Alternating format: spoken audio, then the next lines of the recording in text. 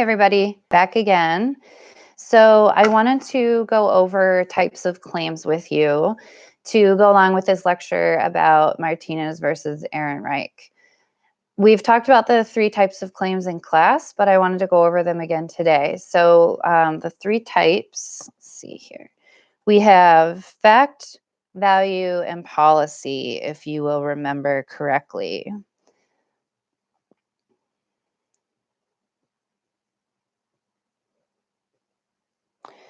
A claim of fact is claiming that something is true using research, using appropriate argumentative tools, but it is not necessarily a fact. So the difference between a fact and a claim of fact is if we say the grass is green, that's a fact. Everybody accepts that, right? But if we say something like, Martinez's essay was more effective than Ehrenreich's because blah, blah, blah, that's a claim of fact because you are claiming that your idea is a fact. All right. So a lot of times you'll be using verbs of confidence. You'll be using state of being verbs for that type of claim and defining, drawing boundaries, arguing what something is or is not. All right, so we've got fact, defining, drawing boundaries. Okay. The next one is claim of value. And do we remember what claim of value is? Claim of value is arguing the worth or non-worth of something.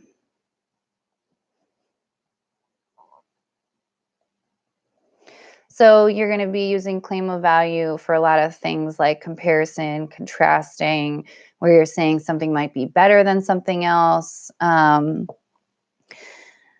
where you're saying something does have worth that maybe current research does not agree with. Okay. And then do we remember what claim of policy is?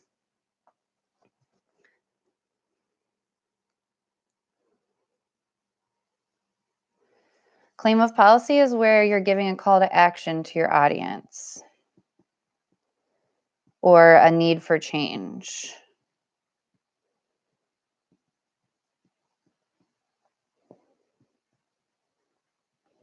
So think about what type of claims are in the Martinez and the Ehrenreich essays. There might just be one that you think the whole essay is. You might think that the first part of the essay is a claim of fact and the second part is claim of value. The other thing I want to mention is, let's say I think the Martinez essay is a claim of fact, but Andrew Safiati thinks that essay is a claim of value. As long as both of us support those arguments about what type of claim it is, we can be right. So remember we talked about in composition and rhetoric studies, the cool thing about it is as long as you can back up what you're saying with valid evidence and examples, then you are right. Okay? All right, the next thing I wanted to talk about is structure. So how are the essays structured? Is it like, intro, body, conclusion? Is it starting out with an anecdote? Is it starting out with a flashback or a scenario? And then looking at how each paragraph is structured with those argumentative tools, okay? And then the third thing you want to do then is identify what those tools are, but the big step is identifying how those tools add to the strength of the argument, okay? All right, now I want to go over the discussion board that's posted for today, April 2nd. On Ehrenreich and Martinez. And it's basically asking you to identify binaries of thought in both. So your discussion boards should include a comment about the Martinez essay and a comment about the Ehrenreich essay. As long as you are responding to either a student or my main discussion board, you will receive credit for that. So Feel free to respond to other students. You don't need to just respond to me. I do want to try my best to keep this class interactive with one another so that we are having some academic conversation, not just typing answers and getting through it, okay? I would like to see us trying together to move forward in the class. Okay, the last thing I wanted to talk about today, whoops, can you get that marker for me? Yeah. No, okay. Is building, how do authors build their argument for their audiences? Can you not do that right here? Let me just get myself. And I wanted to go over how do we think about audience, okay? So first of all, think about what audience do you think Martinez was writing for versus what audience do you think Ehrenreich's essay was written for? If we think about Martinez, she uses a lot of teaching pedagogy knowledge. She criticizes the education system.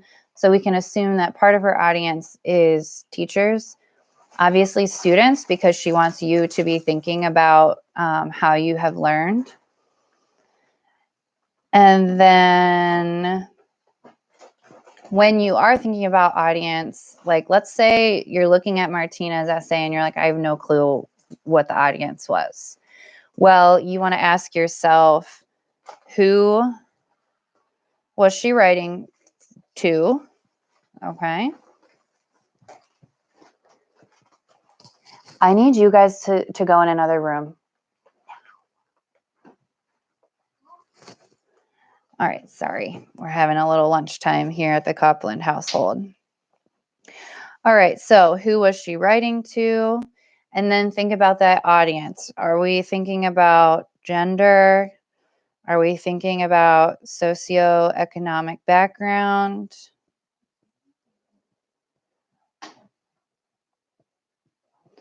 Are we thinking about sexuality,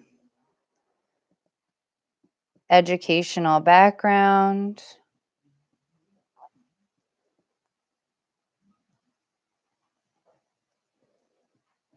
Think about the age. Are they writing to young students? Are they writing to teachers who need renewed professional development? Okay. So these are some questions you can ask yourself when you're thinking about audience, because eventually you are going to have to think about audience for one of your final writings in this course. Okay. Now I want to review. The discussion boards are extremely important. They're super easy and don't take very long. If you're not responding, I'm hoping you're letting me know why. I am starting to grade them. So you will have a discussion board grade once per week. So if you do the discussion board Tuesday, but you don't do the discussion board for Thursday's class, you'll only receive a 50 because you only did half of the week of discussion boards, okay? If you do both discussion boards, but you do not answer them completely, or they are way less than the word count, then, you know, that's obviously not 100% either. Because the discussion boards, like I said, are the main grade for the class as we move forward. They're very important to do. I'm making them as minimal as possible while also meeting our class objectives, okay? So please do go back and do the discussion boards from last week if you didn't do them.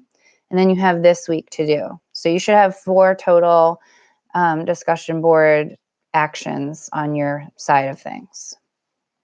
The one for today, like I said, is thinking about Martinez and Ehrenreich and how do they use binaries of thought in their essays, okay?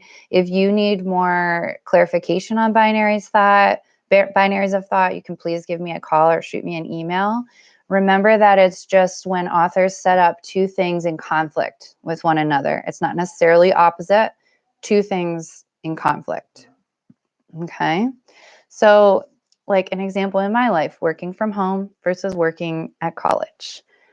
Pretty big difference, okay? All right, we went over the types of claims.